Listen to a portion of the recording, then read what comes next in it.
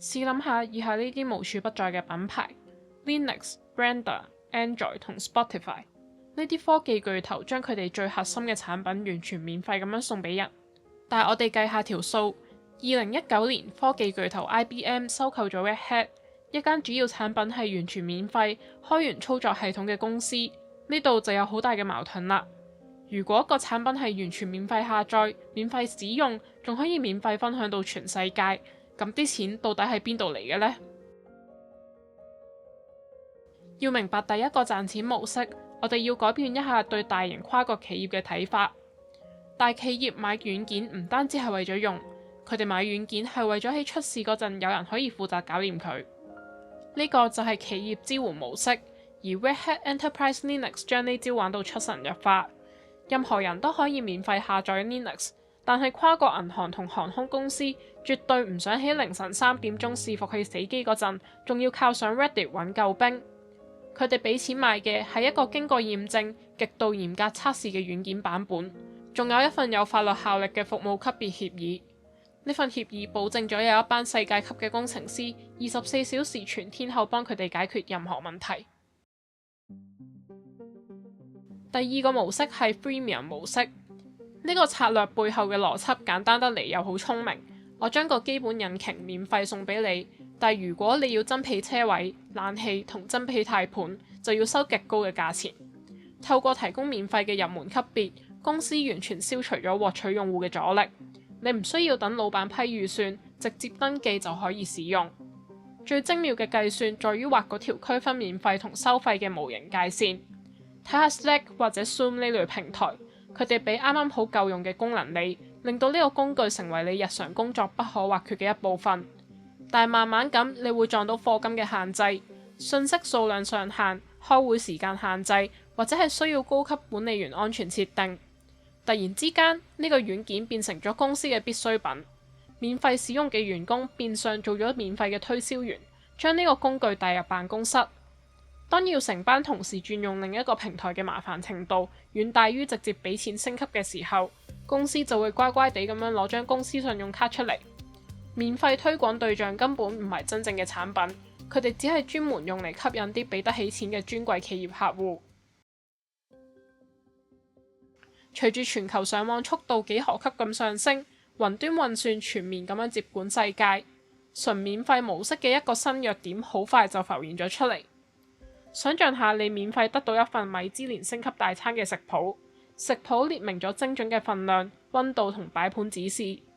但你依然要自己去買啲稀有食材，煮足幾個鐘，煮完仲要洗一大堆碗碟。面對呢個情況，大部分人都寧願直接去餐廳，俾錢請專業嘅廚師搞掂算數。咁就帶到我哋嚟託管軟件即服務 Hosted Software as a Service。任何人都可以去 WordPress.org 免費咁樣下載成套內容管理系統，買自己嘅實體伺服器，手動設定後台數據庫，然後日復一日咁樣做安全更新。但係管理伺服器超級麻煩，極度複雜，仲充滿住各種嘅網絡安全風險。所以創始團隊整咗 WordPress.com 出嚟，同一個軟件但係提供全套託管同埋管理服務。你每個月俾固定費用，佢就會幫你搞掂主機、安全同備份。我哋喺現代科技界周圍都見到呢個模式，由 MongoDB 呢類複雜嘅數據庫到大型數據分析平台都係咁。核心代碼任何人都可以免費攞，但係維護後台架構嘅物流同行政簡直係一場噩夢。方便就係最大嘅賺錢策略，企業好樂意俾一大筆錢去外判呢啲技術煩惱。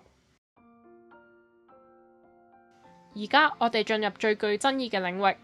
矽谷有句老話，如果你冇為個產品俾錢，咁你自己就係個產品。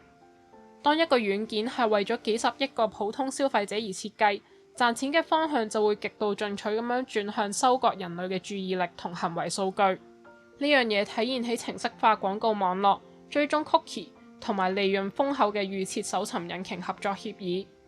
攞 Mozilla Firefox 瀏覽器做例子，佢好自豪咁樣宣佈自己係開源嘅，仲非常落力咁樣捍護用戶私隱。但佢每年依然可以創造幾億美金嘅收入，絕大部分嘅錢其實都係嚟自於同 Google 簽訂嘅一份多年協議。Google 每年大概會俾5億美金 Mozilla，就係為咗成為 Firefox 入邊嘅預設搜尋引擎。但係點解 Google 要俾咁多錢一個競爭對手呢？因為 Google 知道成為互聯網無縫連接嘅預設入口，就等同保證咗每日有海量嘅搜尋量。呢啲搜尋會產生極度精準嘅廣告曝光，從而製造幾十億美金嘅收入。部署到全球規模嘅免費軟件就好似一個巨大而無形嘅漏斗咁，佢輕而易舉咁樣將幾千人嘅視線同海量嘅行為數據直接引導去到特定嘅搜尋引擎、廣告網絡同企業數據經紀嗰度。咁嗰啲堅拒將功能俾錢升級、堅拒收集用戶數據嘅項目又點樣生存呢？呢個就係我哋嘅最後一個模式 Passion Projects， 完全依靠社群資金同大型企業嘅資助。喺以前，單靠捐款通常就等同於遲早破產，但係 Patreon 同 GitHub Sponsors 呢類現代平台徹底改變咗善意嘅微觀經濟學。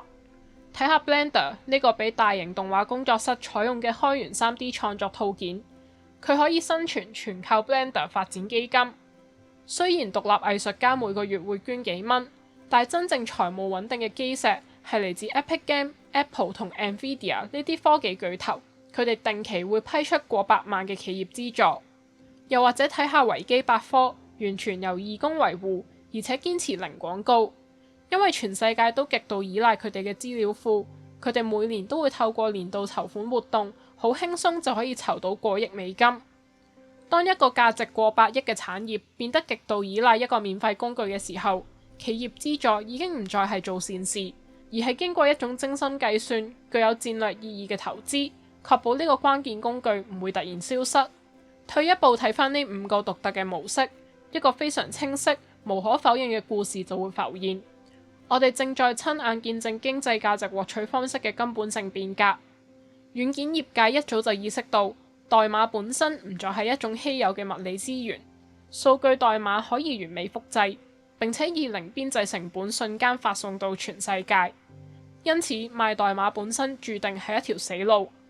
相反，最聰明嘅公司會免費送出代碼，去建立規模化、社群信任同極度方便嘅護城河，以達至壟斷。